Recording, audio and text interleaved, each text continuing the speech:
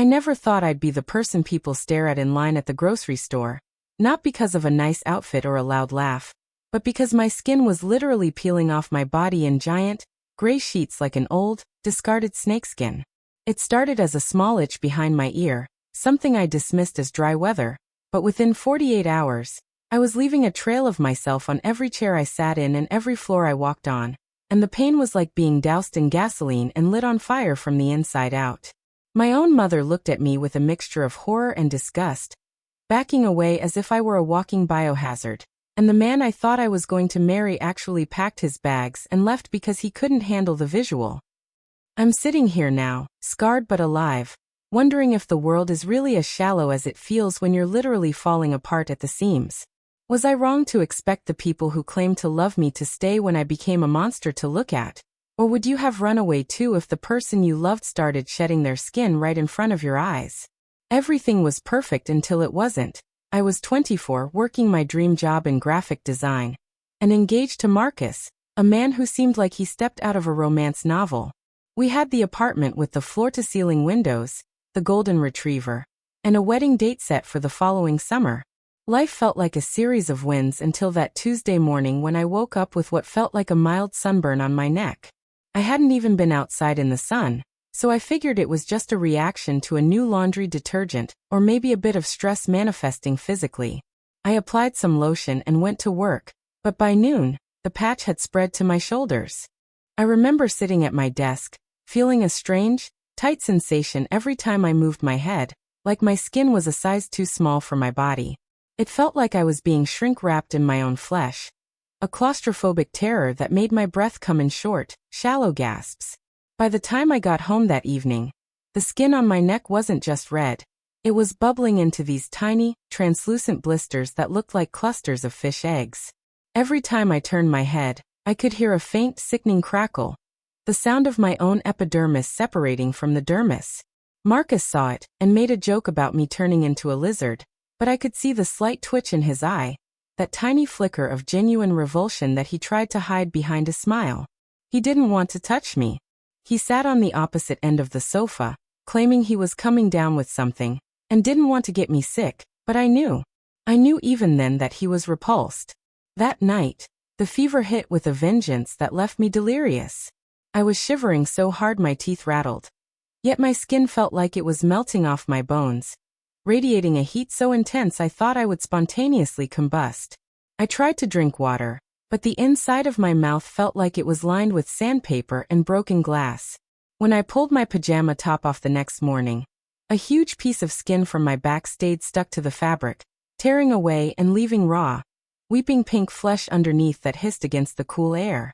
I screamed, a sound that brought Marcus running into the room, but he stopped at the doorway as if hit by an invisible wall. He didn't rush to hold me. He didn't even come close enough to touch me.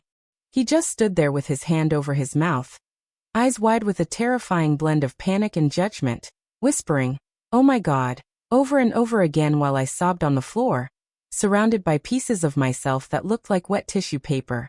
I reached out a hand toward him, pleading for help, and he actually took a step back into the hallway. "Don't," he choked out. "Just don't touch anything. I'm calling an ambulance." The ride to the hospital was a nightmare of every bump in the road feeling like a physical assault. The hospital was a blur of sterile white lights and doctors who looked at me like a medical curiosity, rather than a human being. They diagnosed me with a rare, severe form of Stevens-Johnson syndrome, an extreme reaction to a common antibiotic I'd taken for a simple sinus infection a week prior. My body was basically attacking its own mucous membranes and skin cells, treating my outer layer like a foreign invader that needed to be purged. Within 3 days, I was in the burn unit. My face was a mask of blisters, my eyelids were swollen shut, and I was losing 60% of my skin. Every movement was an exercise in agony. Even the weight of a bedsheet felt like 1,000 needles pressing into raw nerves. I couldn't even cry properly because the salt in my tears burned the open sores on my cheeks. My mother came to visit once, but she had to leave the room after 5 minutes because she said the smell of dying tissue made her lose her lunch. She stood in the hallway talking to the nurse, asking if it was contagious, her voice carrying through the thin walls like a serrated blade. She didn't ask how I was feeling. She asked if the insurance would cover the disfigurement. Marcus visited too, but he stayed in the corner of the room, leaning against the far wall and staring at his phone, refusing to look at the bed where I lay wrapped in medicated bandages like a mummy. He told me he had to go back to work, that the vibe in the hospital was depressing him, and that he'd call me later to check in. He never did. Instead, I got a text message 3 days later saying he had moved his things out of our apartment while I was fighting for my life. He said he didn't sign up for this, and that he needed to be with someone who could actually go outside and live a life, not someone who was rotting away in a dark room. I was at my lowest point, physically dissolving and emotionally shattered, realizing that the love I had built my life on was as thin as the skin I was losing. I lay there in the dark, listening to the hum of the machines, feeling the hot tears sting the raw patches on my cheeks. I thought about all the times I had supported Marcus through his career failures and his family drama, only for him to discard me the second I became unpleasant to look at. The betrayal hurt more than the syndrome itself. I felt like a broken doll tossed into a trash heap. The nights were the worst, filled with the sounds of other patients groaning and the constant, rhythmic beep of my heart monitor reminding me that despite everything, my heart refused to stop beating, even if it was broken. I started to hallucinate from the pain medication, seeing visions of Marcus laughing with other women while I melted into the hospital mattress. I wondered if I would ever be able to walk again, or if my skin would ever stop weeping. The nurses were the only ones who treated me like a human. They talked to me about their days, about the movies they liked, and they never flinched when they saw what was under the bandages. They became my family when my real family failed me. So that's the situation I was in. Abandoned by my fiancé and avoided by my own mother while my body was literally falling apart in a hospital bed. I had to choose right then whether to give up or to find a way to crawl back from the edge of this nightmare. Before I tell you what happened when I finally left that hospital and how I dealt with the people who turned their backs on me, I want you to pause and comment below. What would you have done in my shoes? Would you have forgiven them? Or would you have cut them out of your life forever? I really want to know if you think Marcus was justified in leaving because he was traumatized by my appearance. Recovery wasn't a straight line. It was a jagged, painful climb through a valley of shadows. I spent 2 months in that unit, undergoing debridement procedures that were so painful I had to be sedated just to have my bandages changed. The nurses had to scrub away the dead skin to allow the new layers to form, and every session left me shaking and gasping for air. But as my skin slowly began to knit itself back together, a new version of me started to form. One that was much tougher than the girl who cared about floor-to-ceiling windows and social status. I spent hours staring at the ceiling, rebuilding my internal architecture since my external one was in ruins. I started to realize that the life I had before, the perfect apartment, the perfect fiancé, was all just a fragile shell. When it broke, I was forced to see what was actually inside. I spent weeks in physical therapy, relearning how to move without tearing my fragile new skin. Each step felt like walking on glass, but I pushed through because I wanted to walk out of that hospital on my own 2 feet. When I was finally discharged, I had to wear compression garments and thick layers of sunscreen even indoors because the light felt like a physical assault. I looked different. My skin was blotchy, scarred in places, and a different texture than before, almost like fine parchment. I moved into a small, quiet studio apartment because I couldn't stand to go back to the place where Marcus had left me. The silence of that apartment was deafening at first, but it became my sanctuary. I blocked Marcus on everything, deleted our photos, and went back to work with my head held high. Even when people whispered in the break room or looked away when I caught their eye, I worked twice as hard, pouring my frustration into my designs, creating art that was raw and visceral. I stopped trying to hide my scars with makeup. I wore them as badges of honor. I remember the first time I went out in public without a high-collar shirt. I went to a park and just sat there, letting the wind touch my skin. People stared, some with pity, some with horror, but for the first time in my life, I didn't care. I felt a sense of freedom that I had never known when I was beautiful. I was no longer a slave to my appearance. A few months later, I was at a cafe, finally feeling brave enough to sit by a window, when I saw Marcus. He was with a girl who looked exactly like the old me.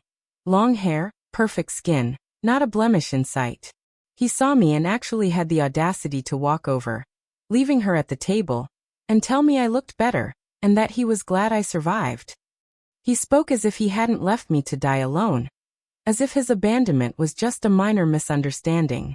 He even tried to reach out and touch my arm, but I flinched away, not out of pain, but out of disgust. I didn't scream or cry. I didn't give him the satisfaction of seeing my pain. I just looked him dead in the eye, noticing for the first time how empty and shallow his gaze was, and said, "I'm glad I lost my skin, Marcus, because it was the only way to see that you didn't have a soul." The look of pure shock on his face was better than any revenge I could have planned. He tried to stammer out an excuse, something about his own mental health and how hard it was for him to see me in pain, but I just turned back to my coffee and ignored him until he slunk away like a beaten dog. He left the cafe, and I saw him arguing with his new girlfriend on the sidewalk. It was pathetic. I walked out of that cafe feeling lighter than I ever had, even with the scars that now mapped my body. My mother eventually tried to apologize, sending me long emails about how she was just scared of sickness, and how difficult it was for her to see me like that, but I kept her at a distance too. She didn't want a daughter, she wanted a trophy. I realized that my worth wasn't tied to how smooth my face was or how marketable my body looked to a man or a judgmental parent.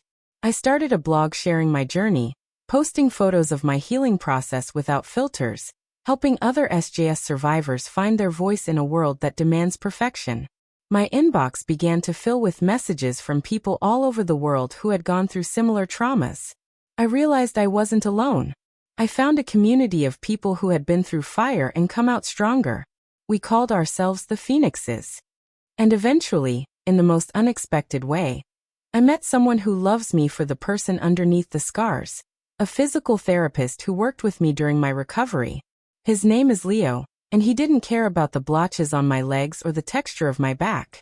He was the one who held my hand when I had a flare-up, who looked at my scarred skin and saw a map of resilience rather than a source of shame, and who didn't flinch once.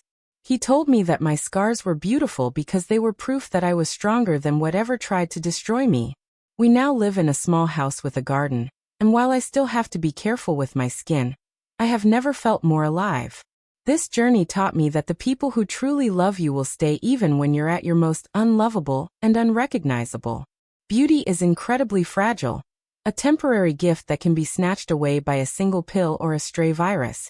And if your relationships are built on it, they'll crumble the moment things get ugly. Real love is found in the trenches, in the hospital rooms, and in the quiet moments of healing. I'm proud of my new skin now because it represents a battle I won, a physical manifestation of my survival, and my refusal to be hidden away. I don't look back at my old life with longing. I look at it with relief that I escaped a superficial existence. I am more than my shell. I am the fire that burns within it. Like this video if you were on my side and think Marcus is a total coward for running when things got real. Subscribe for more stories like this where we dive deep into the real, messy, and sometimes terrifying parts of life that no one wants to talk about on a first date. Share your final thoughts on this whole mess in the comments section. Have you ever been abandoned when you needed someone most? Or have you found beauty in your own scars? Tell me your story, because your voice matters just as much as mine does. I'll see you all in the next story.